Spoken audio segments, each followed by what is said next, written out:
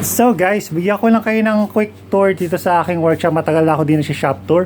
And if you know, yung aking workshop is nasa third floor ng aking bahay. So pag akit mo pala sa hagdan, makita mo na ganun may mga tambak dito. Dito yung aking wood storage area. Dito ko tinatambak yung mga retaso, yung mga scrap wood at yung mga materials na ginagamit natin madalas. Yung mga mahabang pieces doon na sa baba, kasama yung ating mahabang ladder na yan. And pag akit mo agad dito sa workshop, ang unang-una mo makikita is of course yung ating table saw. So it's one of the most important na tools dito sa workshop, yung ating table saw. Yung table saw natin is may integrated na router table at meron din siyang sariling vacuum na dust collection, guys. And nasa ilalim na yung mga sa cabinet niya, nasa ilalim yung mga jigs, yung sled and all that. At sa tabi naman niya, iba pang mga jigs, pati yung ating push stick na yan.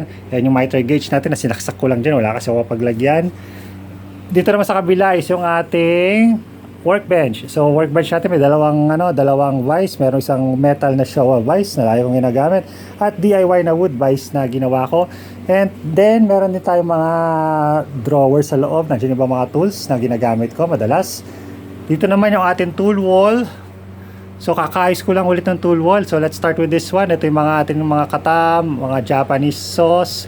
Sa baba naman is yung mga pantasa, transformer. Yung pinaka-importante kasi marami ako 110 na tools galing US and Japan. Tapos meron din ako mga Japanese na dito, Sashimono hand planes. Siyempre Japanese kana, importante yan. Meron din ako dito mga extra lapis, mga brad nails. Ito yung tool wall. Ayan, may mga Japanese saw. Ito yung mga metro ko. Ito yung mga mga ball pen and all that, mga lapis. Utility knife na pwede rin carving knife, and demolition screwdriver, napaka-importante nito. Ayan, mga panukat, yung mga screwdrivers, ito, mga bala ng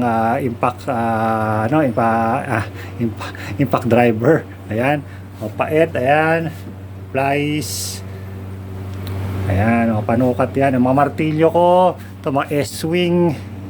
Pero ito yung madalas kong gamitin na hammer, itong maliit na to lang. Ito lang madalas kong ginagamit.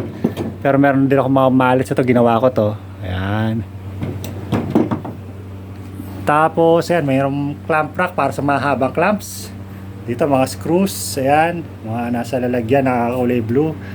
Tapos, sa taas naman is yung aking dust collection system na pag pinandar mo is hinihigop niya yung mga fine dust. May ilaw din dyan, syempre. Tapos sa taas yun, mga random shit lang yan, mga random stuff. Tapos ito naman guys, yung mga ating mga cordless tools, ayan. Sa ilalim pala niyan yung aking compressor, ayun, yung napakalaking compressor. Overkill para sa isang small workshop like this, but it's really good. Pero di ko na yan matalas ginagamit. So ito yung mga cordless drills ko, Ozito. Ito yung mga bago ko, Ozito. Ito yung mga classic na DeWalt, galing sa AirPods ko pa yan. At meron akong isang Chinese na dito, impact wrench. Tapos meron akong cordless na circular saw, cordless trimmer, cordless na na nail gun na Ozito, cordless sander, Ozito rin. Sa taas may cordless jigsaw, cordless na glue gun, cordless planer, at cordless na rotary hammer drill. Ito, mga Pioneer wood glue, mga paints, finishes, oil, all that. Charging station, ayan. So tatlo yung charger ko, parehong pang charge ng Makita type batteries at isang charger ng DeWalt. Ito, mga lang to, drill bits, sanding drums, also socket wrenches, ayan. Ito kabila, mga random lang na junk to. Ito mga bearings, kung ano-ano lang. Mga tambak-tambak lang. Ito galing sa mga Japan surplus lang to guys, tong mga to. Ito mga sandpaper to, organize ko dito mga sandpaper ko. Yan, para mas padali siyang i-organize. So dito sa loob naman yung man cave, hindi natin puntahan yan, next time na lang. Sa kabilang part naman ng workshop, magsimula tayo dito. Ito isa pa sa pinaka-importanting tool, ang thickness planer. So isa pa favorite kong tool yan. Mga finishes dito, ang helmet ng Halo dyan, ayan. Mga random tools sa taas, corded na tools, ayan. Mga scrap wood na hardwood, sinasave ko. Ito, marami pa mga tools nandyan. Sa taas naman, mga random junk din, mga tambak ko lang yan. Dito, ito yung aking belt and disc sander, pero inalis ko na yung belt. Yung disc, mas importante sa akin kasi yung belt, mas okay siyang gamitin kaysa doon sa disc. Ito yung aking lathe na pinakita ko last time. So ginawa ko na siya ng lalagyan dito, pati yung mga lalagyan ng tools niya. May miter saw. Itong drawer na to, puro tools din ang laman ito. Syempre yung aking bagong bandsaw, DIY bandsaw. Sa baba niyan is si drawer din ng mga tools din ang laman, mga PPE, safety. Ito yung aking clamp rack. Ito yung mga clamps na madalas kong gamitin. Ayan. So F clamps and quick clamps lang yung mga madalas kong gamitin. Sa baba naman yan yung aking welding table na nagawa sa bakal. Syempre welding table nga.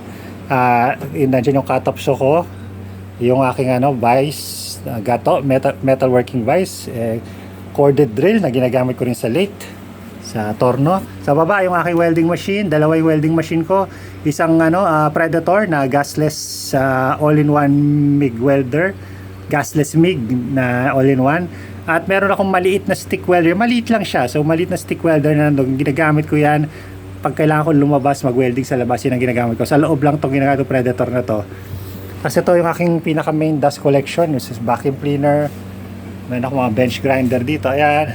Tambak lang dito guys. Tambak ng mga screws. Ayan. Kung di nyo nakikita. Ayan, mga pintura na yun. Nakatambak lang. Ito naman mga PPE. Ito yung aking welding helmet. Auto darkening. Ayan, mga hard hat. Mga apron. Panlinis. Ito yung aking tool belt. Ayan, tool belt ko. Finishes yan, mga wood stains, lahat yan, nandyan lang yan guys. At yung mga pang-exercise natin, nandyan. So, yun. So, yan yung workshop ko guys. So, hopefully next time makakapag-upload ako ng mas mahabang shop tour sa YouTube. Abangan nyo na lang yun.